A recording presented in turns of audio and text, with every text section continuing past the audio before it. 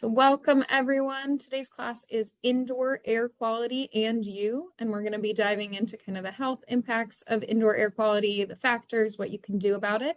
My name is Casey McCabe. I am the Energy Program Specialist here at IFAS Extension and Sustainability, Sarasota County. So we will be kind of going over what actionable things you can do to make your home healthier. All right. So we're going to do a little introduction to my organization, as well as indoor air quality and what those components are that impact indoor air quality.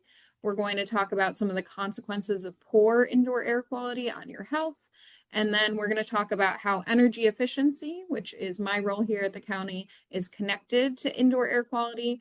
And we're going to finish up with some actionable things you can do to improve your indoor air quality, as well as some local incentives for making upgrades to your home systems that will then improve the quality of your indoor environment.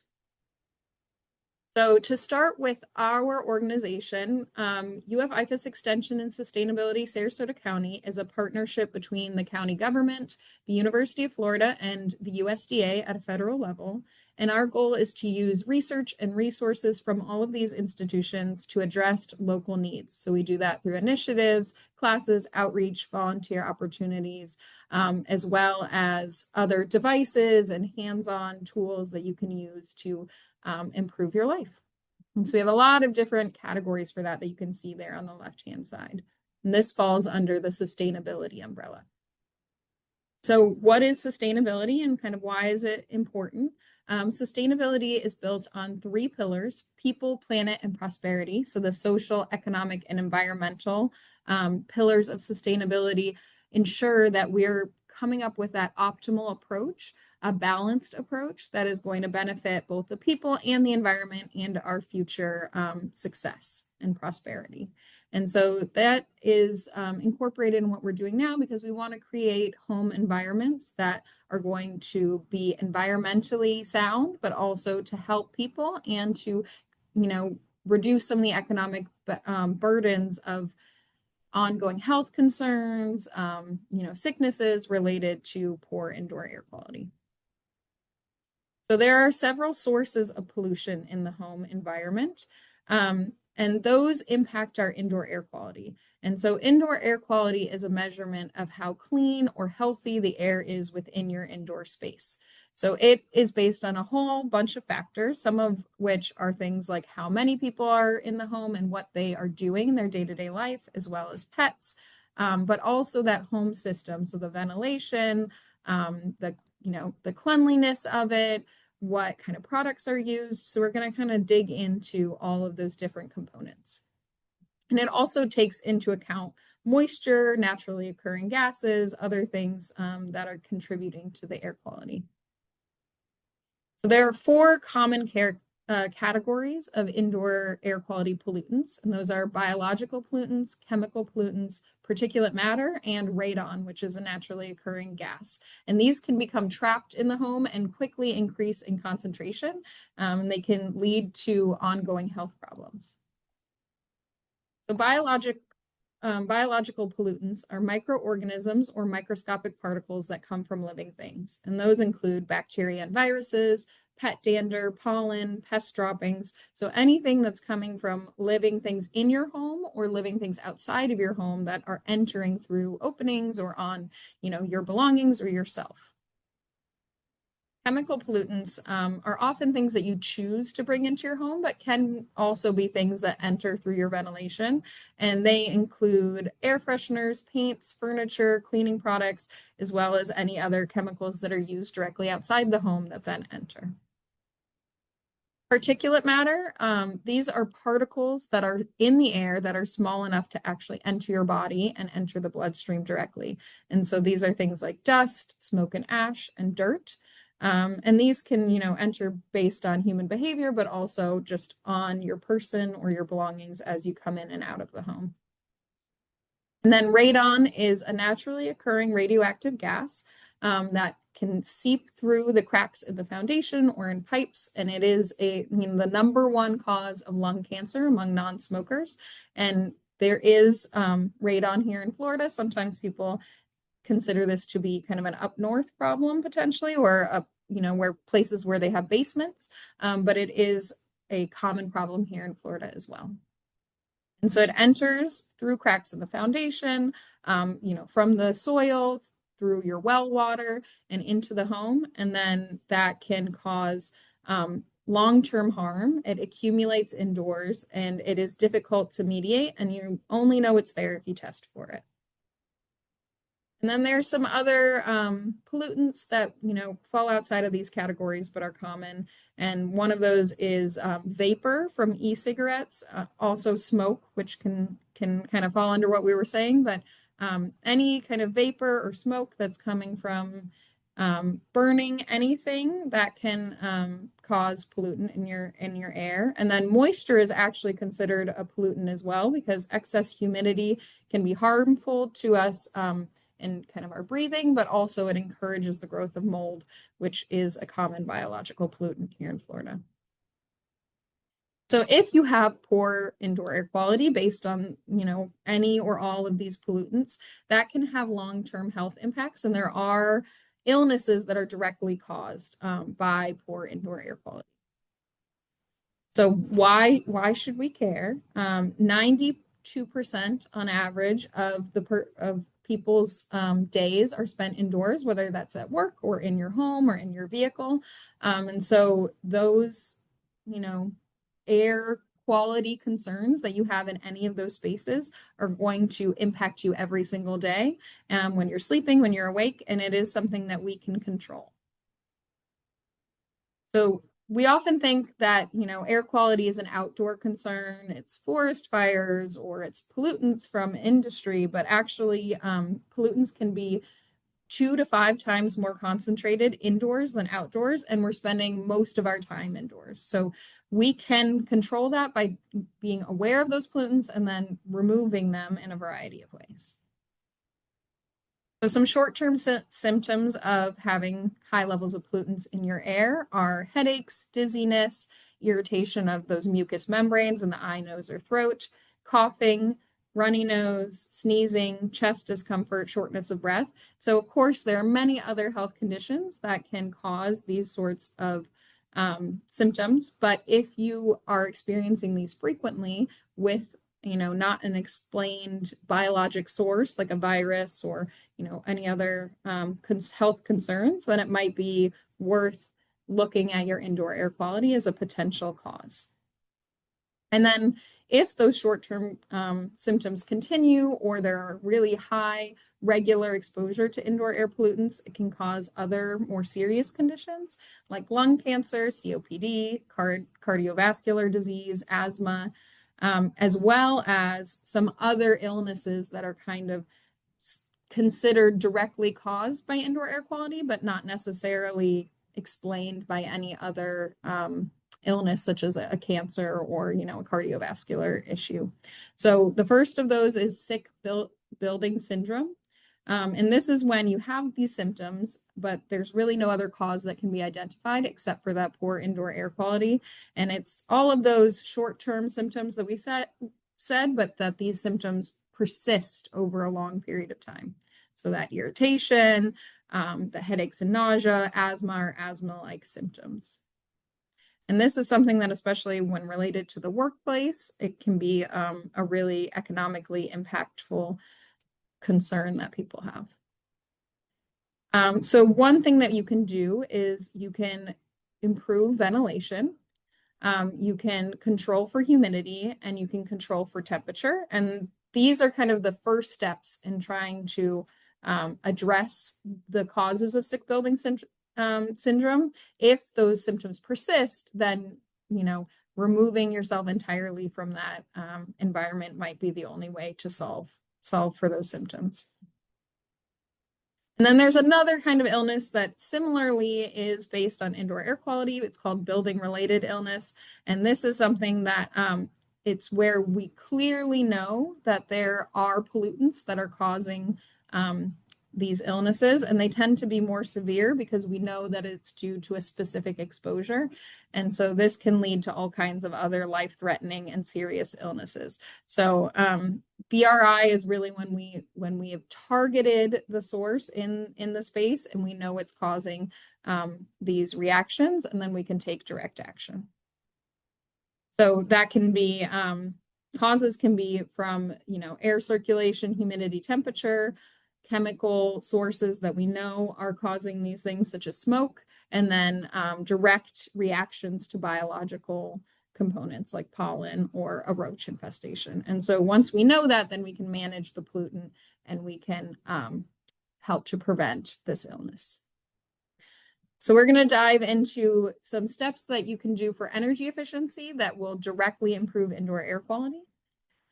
So you can throw this in the chat, or you can just kind of think your answer in your head, but where is energy being used the most here in Florida households? I'll give you just a second to kind of land on an answer. And a little hint there is that, we tend to get very hot here in the summer, and that can use a lot of energy to manage. Have your answer locked in. I'm going to throw up a little graph here.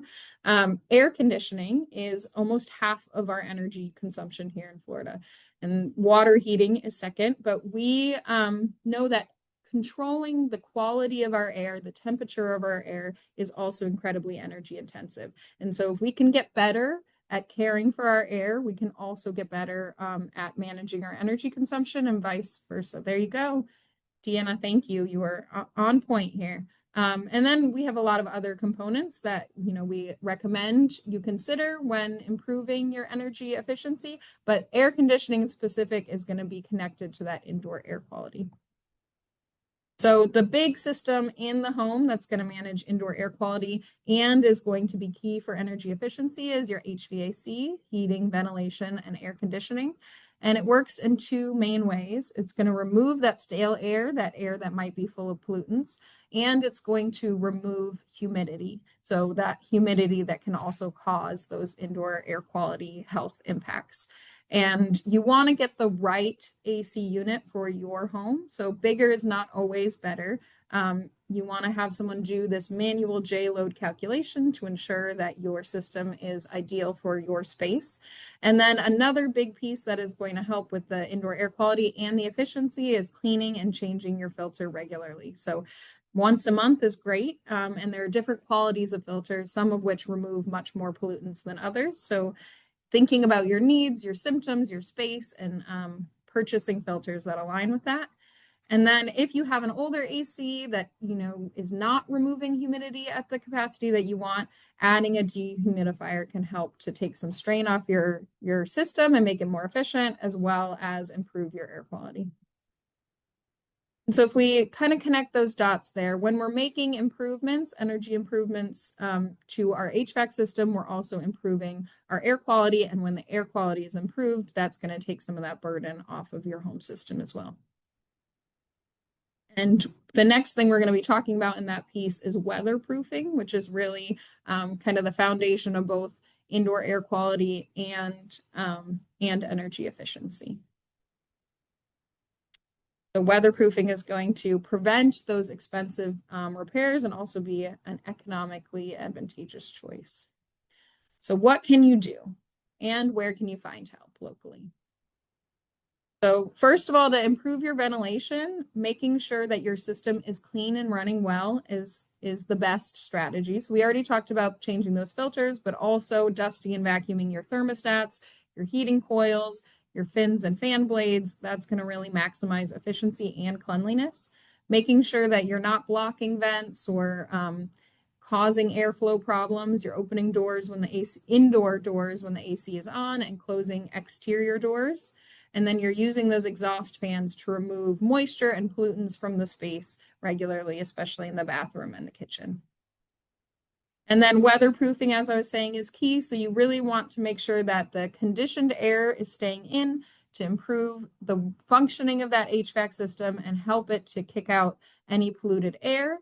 And that's going to include caulking and weatherize any weatherizing any air leaks. So you can foam tape doors and windows, you can caulk around the plumbing and electrical penetrations, vents, anything, and duct work that might be allowing air to leave when you don't want it to.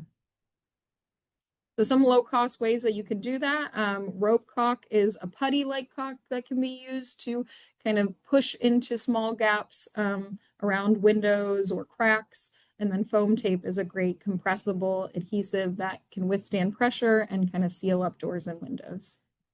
And both of these are things that if you choose to take my energy upgrade course, we provide in a kit to you for free. So a little shout out to that. And then as far as green cleaning and kind of keeping those chemical pollutants down, you want to choose EPA safer choice cleaning products when you can, and then purchasing Energy Star certified products to help to remove those pollutants. So you're reducing your energy load and you're also getting some of those cleaning materials that you might be using out of the home. And then, of course, natural cleaning products such as vinegar or baking soda or lemon juice can be great choices for minor cleaning projects.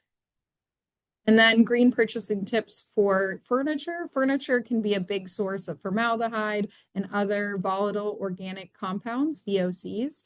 And so you want to look for hardwood furniture when you can.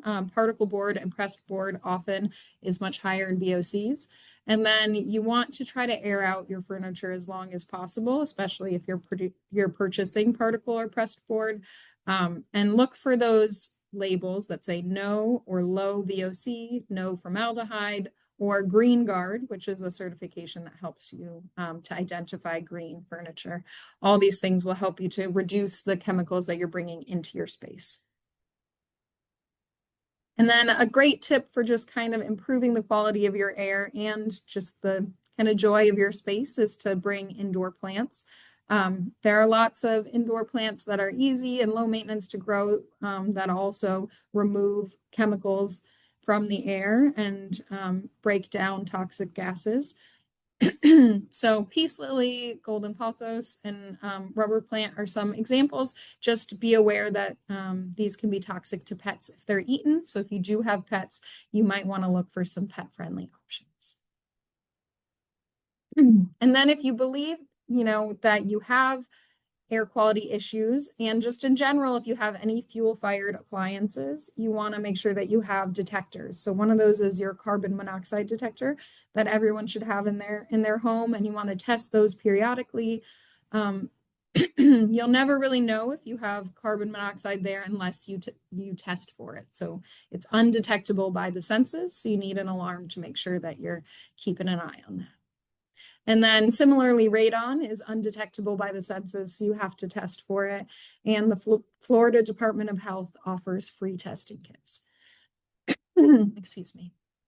And so you can pick up those test kits at 2 environmental health office locations. And it's worth just getting the test and giving yourself peace of mind, as 1 in 4 homes in Florida do have radon in them. And as we said, it can build up quickly. And then if you have other concerns, especially related to some of those health conditions that we explored earlier, you can call the environmental health office. They have a staff person who can kind of walk you through these indoor air quality problems and these health problems. They do give highest priority to people who have already confirmed that indoor air quality is contributing to their health, but it's always worth giving them a call and seeing what their feedback is and getting that expert advice. And then if you're ready to make some long-term upgrades, or you feel like your HVAC system or your ductwork insulation weatherization is not up to par to manage your indoor air quality.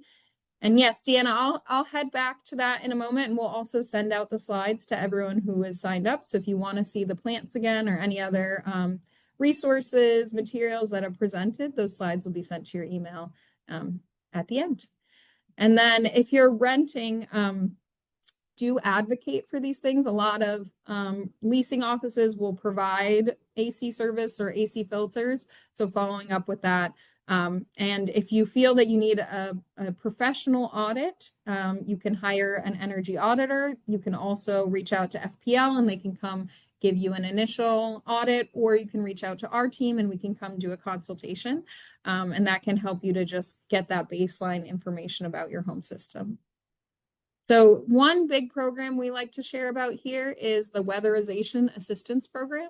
This is a free program for energy improvements. It is income qualified. It's administered through Step Up Suncoast Inc. And so their contact information is there.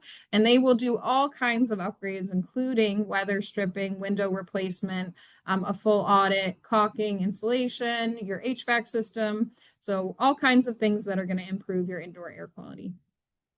And then we also have a lot of other income qualified programs here locally. So if you look there at the income limits at the top, you can see if you fall within either the 80% median income or below, or the 120% median income or below categories based on your household size.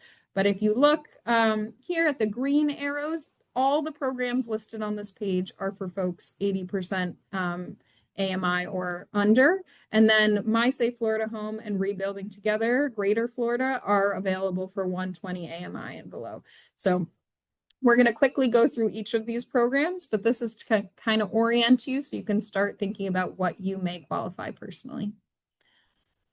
So My Safe Florida Home is about wind mitigation inspections and grants, but a lot of these improvements that they're going to potentially fund here are going to improve your indoor air quality as well. So what you would do is apply for a wind assessment, and then the contractor is going to assess your home. And then if they identify areas for improvement, then you can apply for the grant to pay for those upgrades. And there are other qualifying factors. So if you visit mysafefloridahome.com, you can see kind of where they are in that process and whether or not you qualify. Another similar program is called Rebuilding Together Greater Florida. So they offer critical home repairs at no cost, and these are a variety of repairs. And then they have some requirements here as well, but they prioritize older adults, folks with disabilities, and families. And so feel free to reach out to them or to visit their website for more information. And then we have a couple of different low interest, no interest loan programs here locally. One is administered by the Habitat for Humanity Sarasota, and they offer a new roof, HVAC system, or hot water heater to qualified applicants. And what they do is they take out their own mortgage, and then you pay 0% interest and you can get deferred payments. So there are some requirements listed here, but feel free to visit their website or reach out if that's something that works for you. And then these are administered by both, this one's the city of Sarasota, and the following one is going to be the county of Sarasota. And these are interest-free loans with deferred payments for making all kinds of upgrades to homes. This one, the Office of Housing and Community Development Home Rehabilitation Program, is from the city of Sarasota. So it's from folks that live in the city only. And then this program, the SHIP program, owner occupied rehabilitation, is from the county HERO office.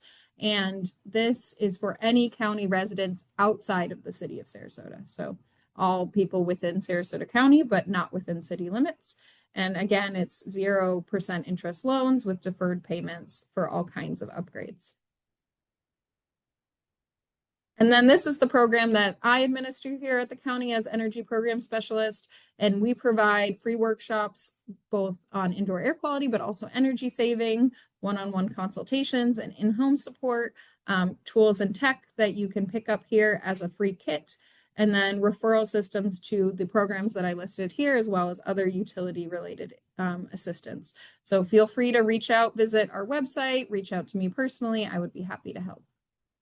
And then there are additional resources about incentives that will be in those slides when they're sent to you at the end, and additional topics if you want to dig deeper into understanding your home energy system.